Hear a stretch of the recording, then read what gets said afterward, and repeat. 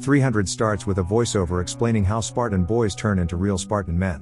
When a Spartan is born, he is observed thoroughly by a Spartan inspector over a cliff, where hundreds of feet below lay the bones of dead Spartans who did not make the cut.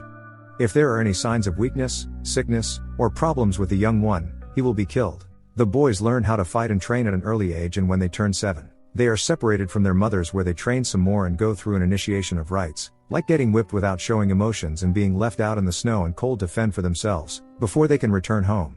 Life is moving along in Sparta when a Persian messenger rides through the city and asks to speak to King Leonidas.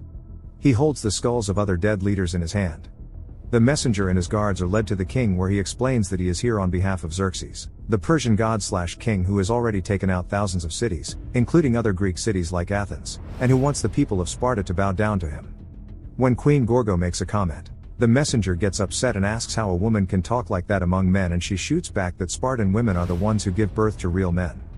The messenger warns King Leonidas to carefully think before he replies to what Xerxes has asked of Sparta, but the king turns on the messenger and points his sword in his face, making the Persian back up to the edge of the black pit. The messenger is outraged and says you cannot kill a messenger and that this is blasphemy, and Leonidas roars back, "This is Sparta," before he shoves the Persian, and his guards, into the pit. There is a law among Sparta where even if the king wants to go to war, he has to consult the oracle and the ephors, who are the priests of the gods, and who are more creature than man. The oracle is the most beautiful young girl of Sparta, and her beauty is also her curse, as she is forced to stay up in the mountains with these ugly ephors, most of the time drugged or drunk, to be able to tell these truths or futures. Leonidas climbs the mountains, and after giving the ephors gold and explaining his plan to go north to corner Xerxes' army, he asks what the oracle says. She's the wispy woman in white that looks like she's in water. She says that Sparta will fall. The ephors say that he cannot go to war when there is a celebration coming up anyways. The king is upset as he cannot just sit and do nothing. In the next scene, you see one of the councilmen, Theron, paying the ephors with gold, from the Persians, for telling the king that he cannot go to war.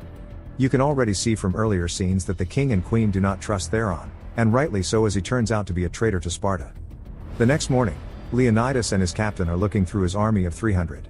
He notices that one of the men is the captain's son, and the king comments that he is too young and has not fully enjoyed the warmth of a woman, but the captain insists that he fight.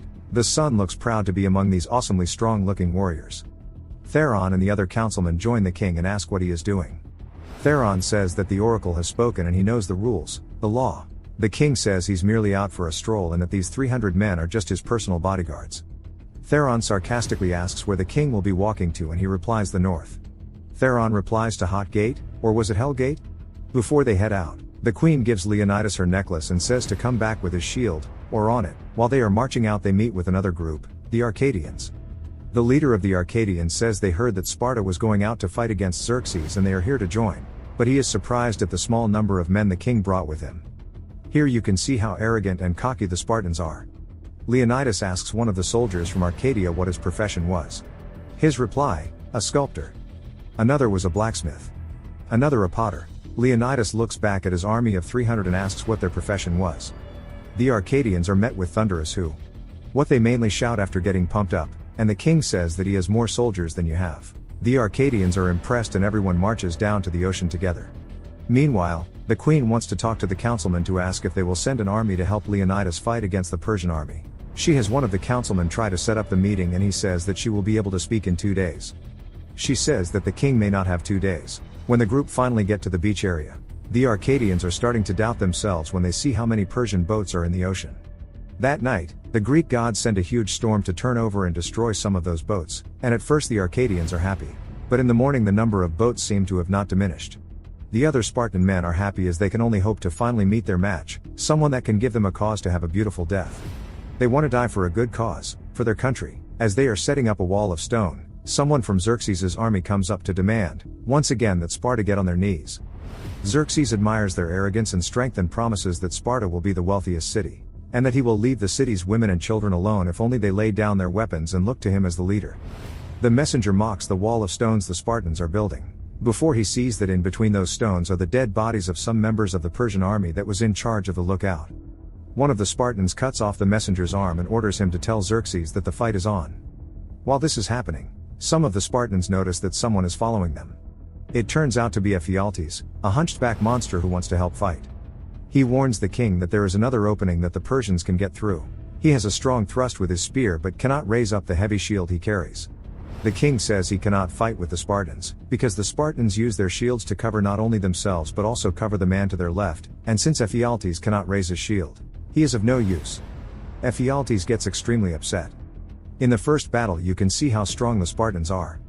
In the narrow opening they stand and wait while the first group of Persian armies come out to fight. They easily beat that army, killing all and losing no one. While they catch their breath, the rest of the Persian army shoots out so many arrows that they block the sunlight. In unity, the Spartans fend off the arrows with their shields and call them cowards. While both sides take a time out to recoup and clean up the battlefield, Xerxes comes out to meet with Leonidas. Xerxes is a 7-foot bald and pierced god king.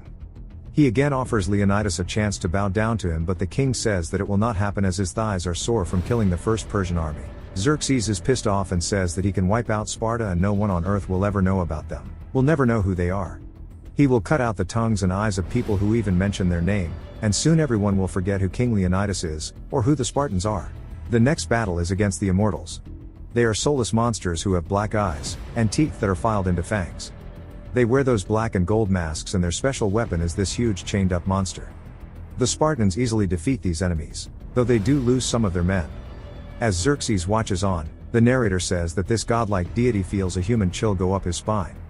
The next fights have the Persians bringing on as much power as they can, using rhinos, magic, elephants from halfway around the world, monsters. When Xerxes sees the army losing, he disciplines his generals by chopping off their heads.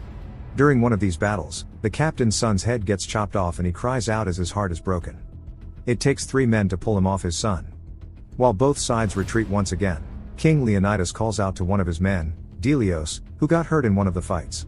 He asks how Delios is, which he replies it's just an eye. The king asks him to return home to tell the tale of Sparta, to tell everyone, all the Greeks, his story and his 300 men. He knows that they are going to die, and though he is sad he will not see his wife, he is happy to be doing what he is doing, for Sparta. He gives back the necklace his wife gave him to Delios to return to her. Meanwhile the queen is meeting with Theron. She offers him something to drink, to which he asks if it's poison. He says that the councilman will never allow an army to go to the king, and he insinuates that he can persuade them to if she sleeps with him. She allows it and he roughly starts to share hormones with her while telling her this will not be over quickly. You will not enjoy it. I am not your king. Ephialtes, you remember him? The hunchback? Has gone to Xerxes. In the tent, there are belly dancers, concubines, contortionists. He is in awe of everything Xerxes has to offer: wealth, women, a chance to fight if only he bowed down to him. Ephialtes, mesmerized by everything, agrees and tells him about the second opening where the Persian army can easily overpower the Spartans. The next day the queen gets to meet with the councilman. She gives a great speech to why they should allow the army to go and help the king. You can see that some of the members are touched by what she is saying and is starting to agree with her. When she ends her speech, Theron sarcastically applauds her. He turns against her by saying that why should anyone listen to her as she is an adulteress. He tells everyone that she came on to him and offered herself to him, but that he is an honest man and turned her down. She gets upset and starts to go after him, but he orders 2 guards to grab her and take her out of the room. She then grabs one of their swords and stabs Theron in the stomach. She pulls him close and says, "This will not be over quickly. You will not enjoy it. I am not your queen." When she pulls out the sword, his money pouch also comes free, and as he falls, so do the Persian coins that he's been bribed with. The other councilmen pick one of the coins up and realize he's a traitor, and word spreads quickly. As the Arcadians leave camp, it is just the king and what's left of his army. The Persian army and everyone is surrounding them. Once again Xerxes comes out to watch, and one of his minions asks Leonidas to bow down to Xerxes. Don't they get the hint already? But this time Leonidas actually takes off his headgear and puts down his shield and spear and kneels down. But only to compose himself as his huddled group of Spartan men break way, and one member runs up and jumps on Leonidas's back to spear that minion to death. As everyone starts fighting again, the king picks up his spear and throws it where it slices through Xerxes' cheek, but does not kill him. Xerxes is surprised and holds his hand up to his bleeding face. One by one the Spartans fall, even the king. One of them tells him that it is an honor to die at his side, to which the king replies that it was an honor to live at his side. After facing the sun and saying his last words, "My love," the rest of the Persian army kills him, and they make sure all the Spartans are dead by shooting a gazillion arrows into the air again. Delios returns home to give the queen the necklace, and he spreads the word about their so-called victory. It ends 1 year later, where Delios looks like he's the leader of the Spartan army now, and they are getting ready to fight the Persians again. But this time there are thousands and thousands of Spartans, and on command, they run for battle.